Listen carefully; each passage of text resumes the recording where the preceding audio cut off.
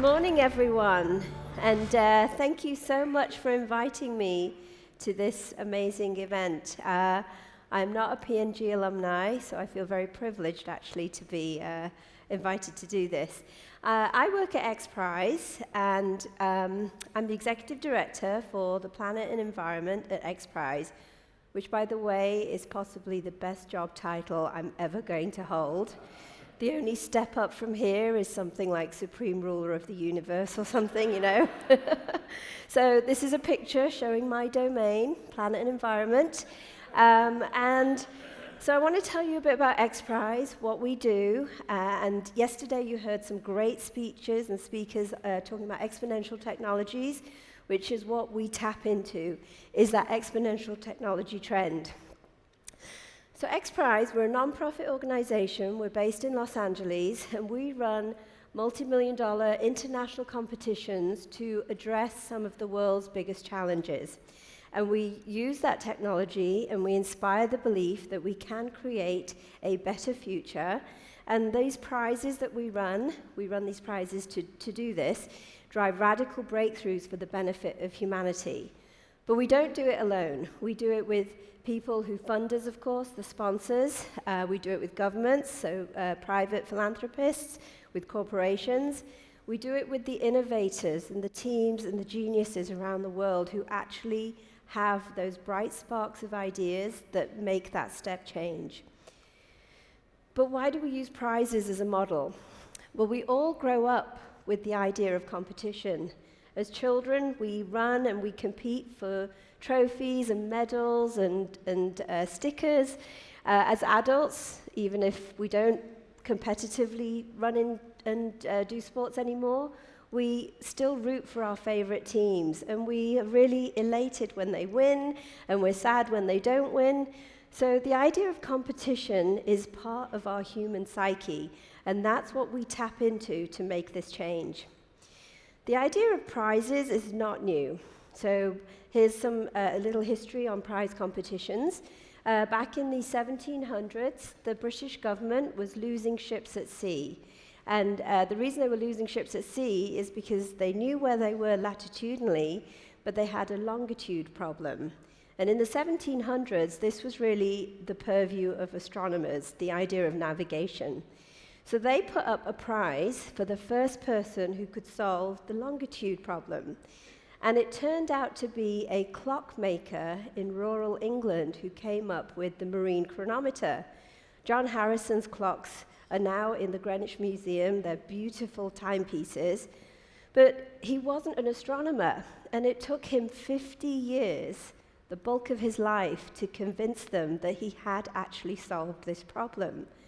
So this person, John Harrison, was not in the expert domain, and yet he solved this problem, and he created a breakthrough that has lasted since then. The reason we have safe navigation today is because of this competition.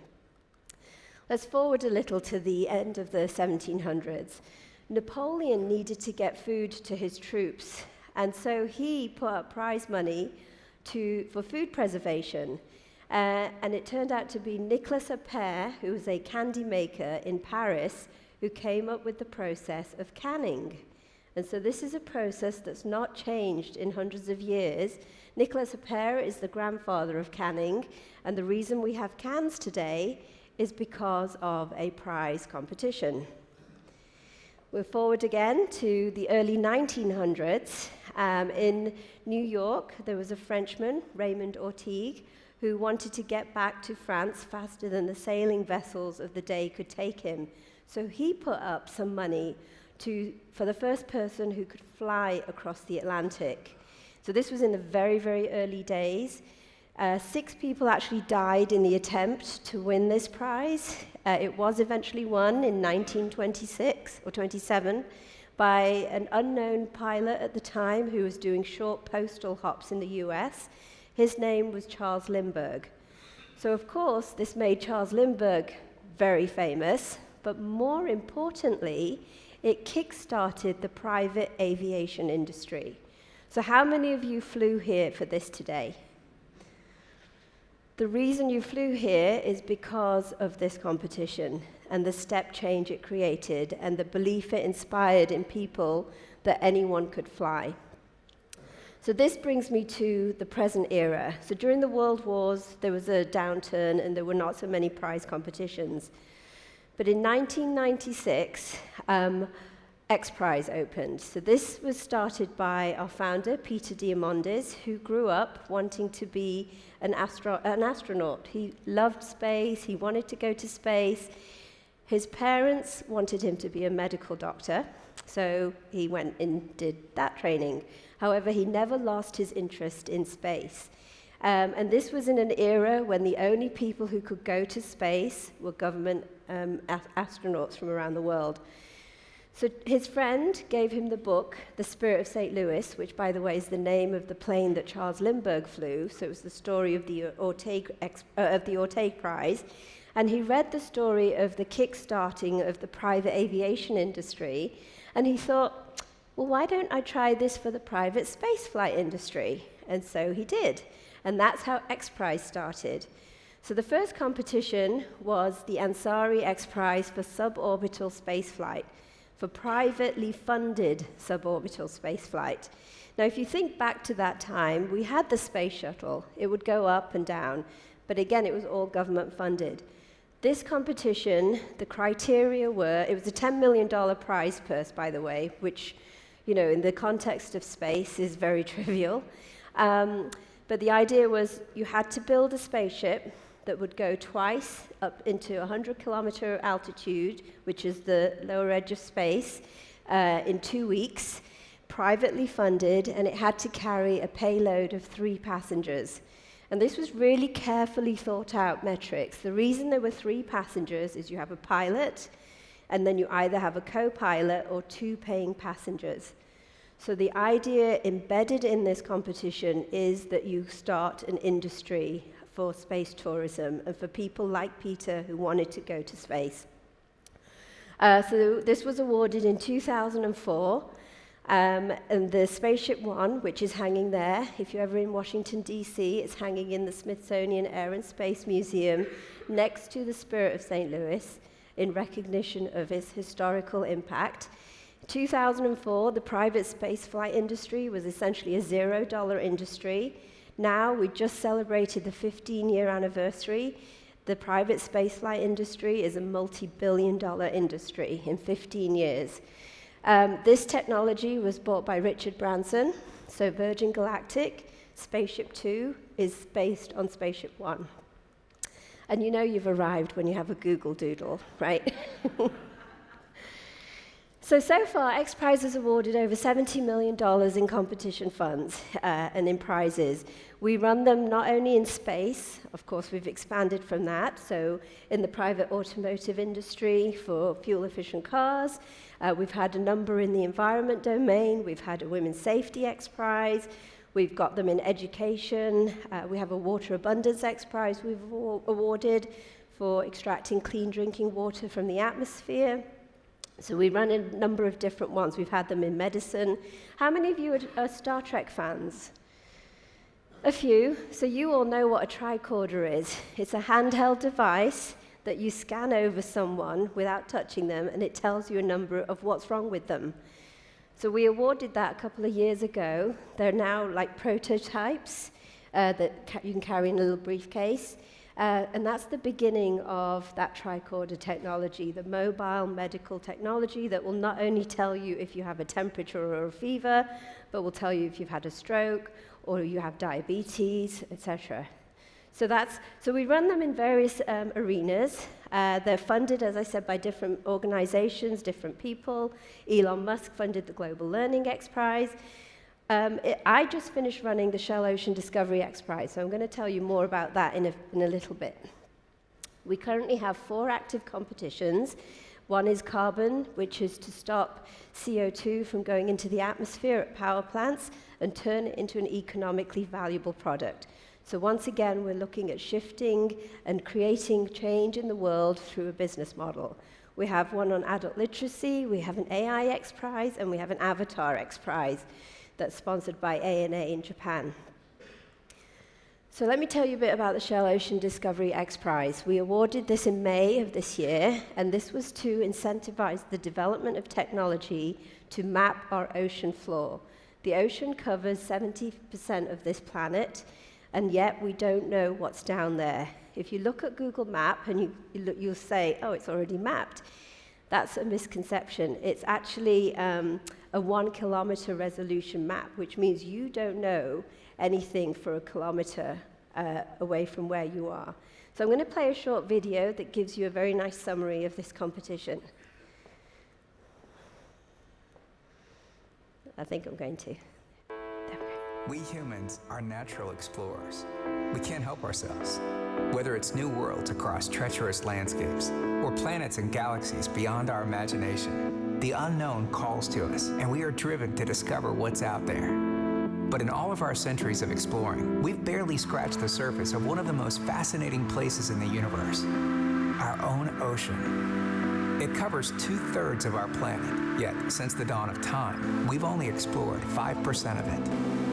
Crushing pressures, extreme temperatures, and all-consuming darkness make exploration nearly impossible.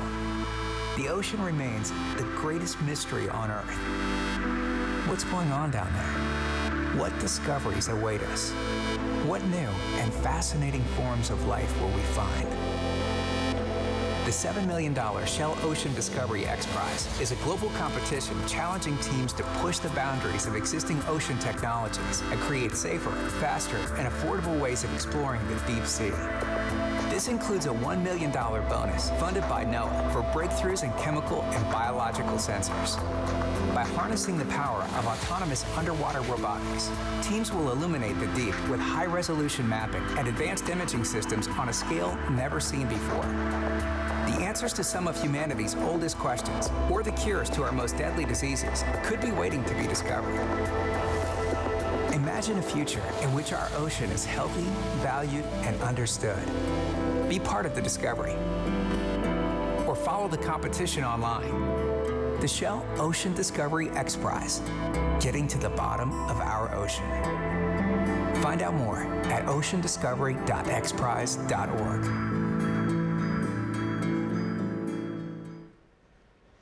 So that's a brief summary of the competition. As I said, we did just award this. It was co-sponsored actually by Shell and also by NOAA, which is a US federal entity, who had a bonus prize in this.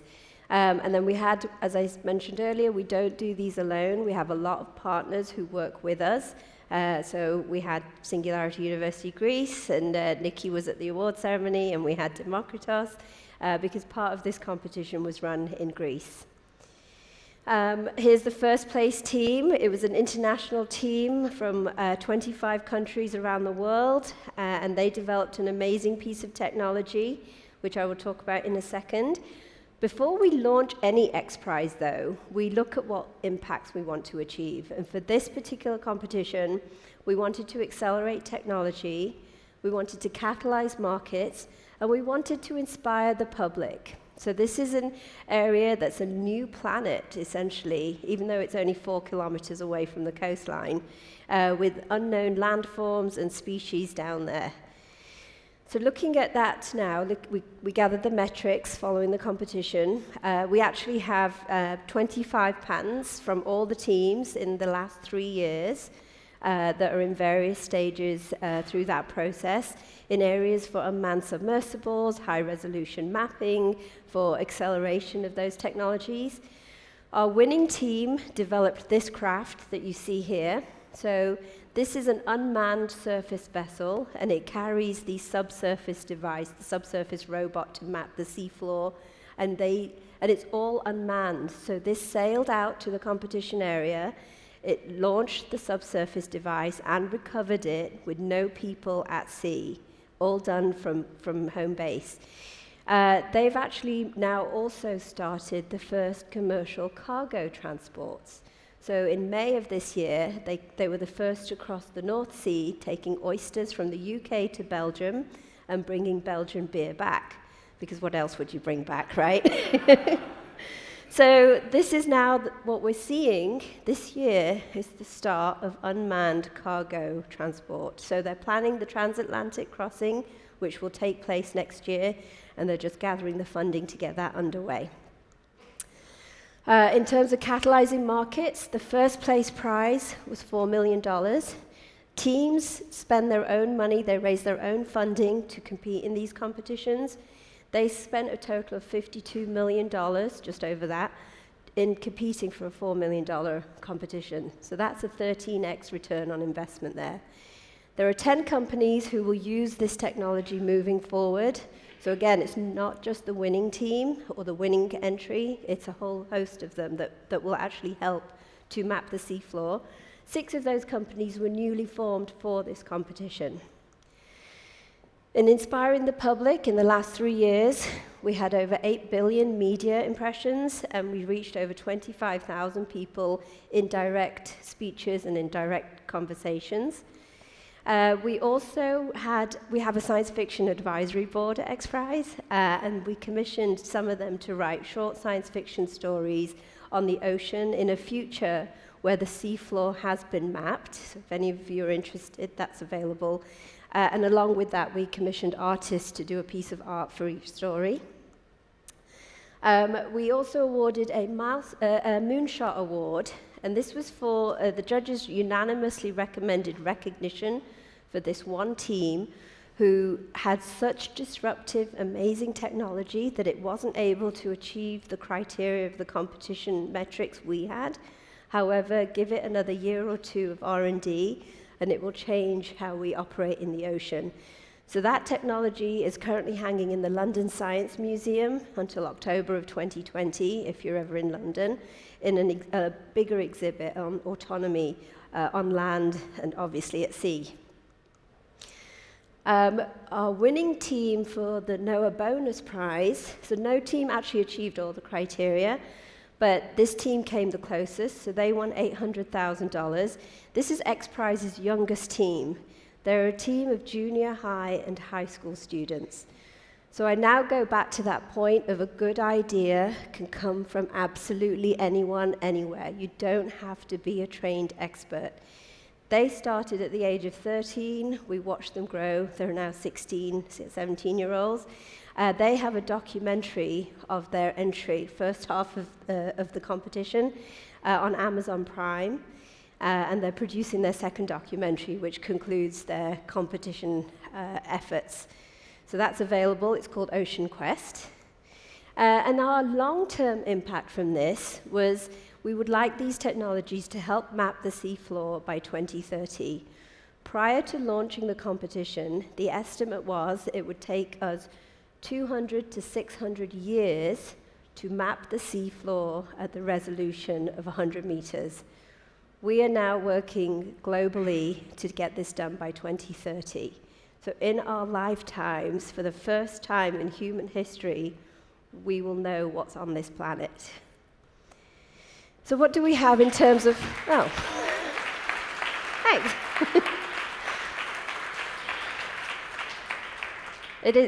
It's mind-boggling, actually. I get chills whenever I think of that.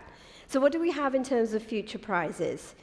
We're shortly going to launch a Rainforest XPRIZE. We know the rainforests are being destroyed for various reasons, but they are the most biodiverse places on the planet.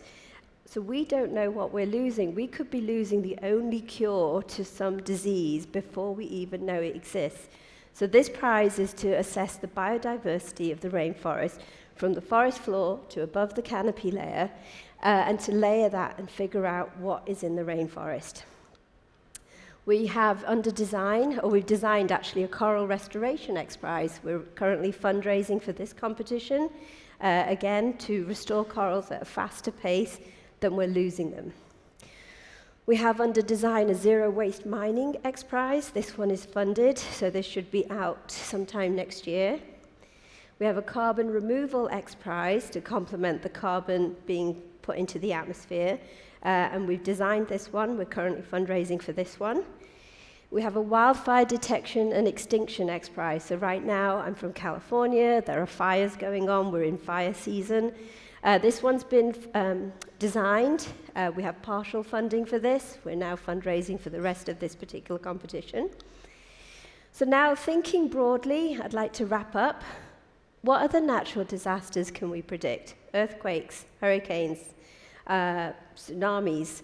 The world is basically our oyster using this technology. And beyond planet and environment, can nanobots search and destroy disease cells? What else can you think of? This technology is so amazing that we will be able to change the world for the better. So I want to leave you with this question. What would be your XPRIZE?